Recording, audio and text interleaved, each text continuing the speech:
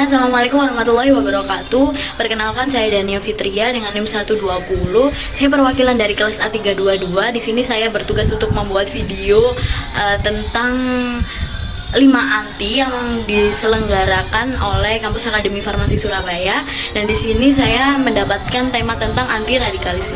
Saya di sini akan membuat vlog yang membahas tentang radikalisme itu sendiri, dan di sini saya akan menyajikan beberapa poin tentang radikalisme, seperti apa itu radikalisme yang mungkin di masyarakat itu masih sangat awam ya teman-teman, tentang pengertian dari radikalisme itu sendiri. Setelah itu faktor eksternal yang memicu terjadinya radikalisme. Disimak teman-teman. Oke teman-teman, untuk yang pertama, untuk radikalisme itu sendiri. Radikalisme merupakan pengembangan dari kata radikal yang berasal dari bahasa Latin, atau yang kita kenal dengan anak farmasi itu radix, yang artinya akar. Ini mengacu pada hal-hal fundamental dasar esensial dari berbagai macam gejala. Sementara itu, menurut Kamus Besar Bahasa Indonesia, radikalisme memiliki arti paham atau aliran yang radikal dalam politik paham, atau aliran yang menginginkan perubahan atau pembaharuan sosial dan politik dengan cara kekerasan atau drastis, sikap ekstrim dalam aliran politik. Dan Syahrin Harahap dalam buku Upaya Kolektif Mencegah Radikalisme dan Terorisme menjelaskan bahwa secara garis besar ada 10 ciri kaum radikalis, yaitu 1. Kaku dan tekstualis dalam bersikap serta memahami teks-teks suci. Kelompok radikalisme umumnya memahami teks dengan cara kaku dan tekstual sehingga menghasilkan kesimpulan yang lobat. Contohnya seperti petunjuk kitab suci mengenai kaum kafir, mereka jadikan sebagai dasar untuk mengkafirkan orang lain yang seagama atau tidak sepaham. Yang kedua, ekstrim fundamentalis eksklusif. Ekstrim adalah sikap selalu berbeda dengan arus umum yang mainstream, terutama pemerintah. Hal ini didasarkan pada sikapnya yang kaku, sedangkan fundamentalis adalah orang yang berpegang teguh pada dasar-dasar sesuatu secara kaku dan tekstualis. Yang ketiga, untuk kelompok radikalis selalu menganggap bahwa paham dan cara yang mereka anut adalah cara yang paling benar, sedangkan paham dan cara pandang orang lain selalu dianggap salah dan keliru.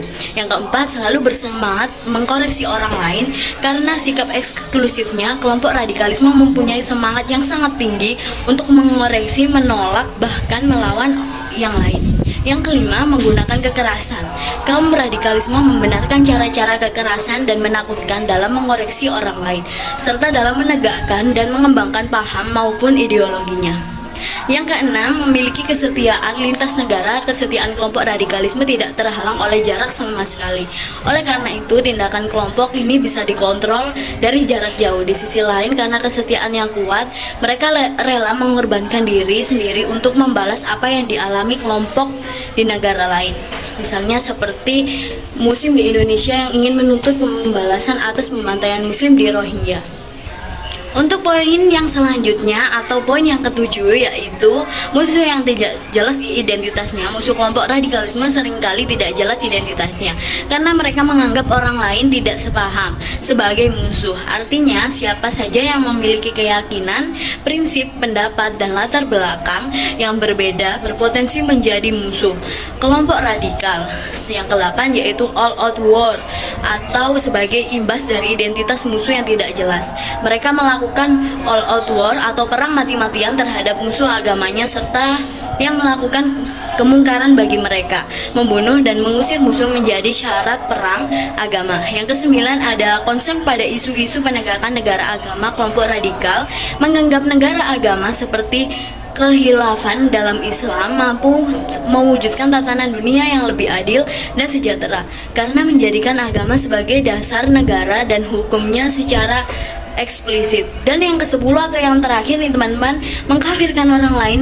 Kaum radikal sangat menekankan taudiyah, hakimiyah, dan menghukum kafir orang-orang yang tidak menjadikan agama sebagai dasar hukum bernegara dan bermasyarakat. Misalnya seperti kelompok radikalisme Islam yang menjadikan Quran Surat Al-Maidah ayat 44, 45, dan 47 sebagai dasar dari tindakannya. Radikalisme muncul karena berbagai macam faktor eksternal yang terdiri dari beberapa faktor ya. Untuk yang pertama yaitu faktor politik sosial. Yang dilihat dari akar permasalahannya, radikal cenderung berhubung dengan faktor politik sosial dalam kerangka historitas manusia masyarakat. Kelompok radikal memakai kekerasan untuk menentang dan membenturkan dirinya dengan kelompok lain dalam masalah politik, sehingga menimbulkan banyak konflik. Yang kedua, ada faktor emosi keagamaan. Penyebab lain yang memicu munculnya pergerakan radikalisme adalah faktor sentimen keagamaan yang berhubungan dengan solidaritas saat ada yang merasa tertindas oleh kekuatan tertentu. Dan yang ketiga, ada faktor kultural. Faktor kultural memiliki perannya yang cukup besar dalam kemunculan radikalisme. Faktor ini adalah antitesa terhadap budaya sekulerisme yang dianggap musuh oleh budaya barat. Faktor kultural juga menunjukkan dominasi berat dalam aspek negara budaya. Yang keempat, ada faktor ideologis. Gerakan anti-Westernisme tidak bisa dipandang sebagai suatu kesalahan jika dilihat dari perspektif keagamaan. Namun kaum radikalisme justru menunjukkan ketidakmampuan mereka dalam memposisikan diri sebagai pesaing budaya dan peradaban dengan menggunakan jalan kekerasan. Yang kelima, ada faktor kebijakan pemerintah. Ketidaksanggupan pemerintah berbagai negara Islam dalam merespon dominasi ideologi, ekonomi, serta militer dari negara-negara besar juga menjadi faktor kemunculan radikalisme. Dari penjelasan yang sudah saya sampaikan, mungkin saya bisa menyimpulkan bahwa kita sebagai mahasiswa atau siswa tingkatan tertinggi, kita harus pintar-pintar untuk membentengi diri kita dengan ilmu maupun dengan iman, agar kita tidak menganut atau mengikuti kelompok-kelompok radikalisme yang mungkin bisa menindas dan memaksa orang lain untuk mengikuti kemauan mereka dengan cara kekerasan ataupun dengan cara paksaan yang mereka lakukan, karena menurut mereka pendapat orang lain akan selalu salah dan pendapat mereka sendiri akan selalu benar. Segitu dulu ya teman-teman materi untuk radikalisme ini. Maaf bila ada kesalahan kata dan perbuatan. Sekian dari saya, terima kasih. Wassalamualaikum warahmatullahi wabarakatuh. See you.